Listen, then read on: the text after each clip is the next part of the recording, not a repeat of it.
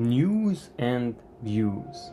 I'm Yannick Muller, and joining me now is Susan Korah, an award-winning journalist. Welcome, Susan. Give us an update on Ukraine. Well, Ukraine is experiencing the biggest displacement of people in its history, and in fact the history of Europe after World War II. 6 million have been internally displaced, and 8 million are refugees in other countries, particularly neighboring countries like Poland. And the humanitarian crisis again is unprecedented. Lots of need out there. Is there any end in sight to the current conflict?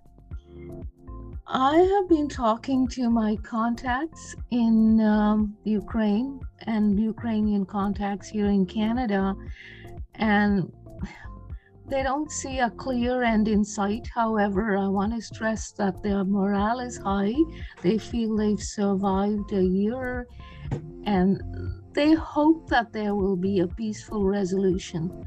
Also want to emphasize that Ukrainians on the ground are dreaming of not just the end of the war, but of a country that's free from corruption, a beautiful new Ukraine as they see it, free from corruption, built on human and humanitarian values and democratic values.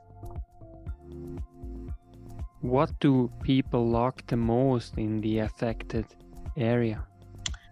As with any humanitarian crisis, when people are displaced and left homeless, they need shelter, they need food, they need clothing, and now it's the winter and they need refuge from war, from the horrors of air raid sirens going off, bombs raining on them, terrifying themselves, their children, their pets, so there's great need. How can people support the people affected by the war? Well, there are humanitarian organizations. The Ukrainian church is a good place to start with, to send donations. You can support them financially. And there have been all kinds of initiatives by various international organizations of the Red Cross, International Rescue Committee, and the Canadian government too. So what we can do is find an organization that you trust, and I would go to NGOs rather than to the government directly, and ask what you can do to help. And most probably the way to go is send financial donations.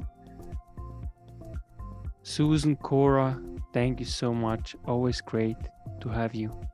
Thank you. That's why knowledge matters.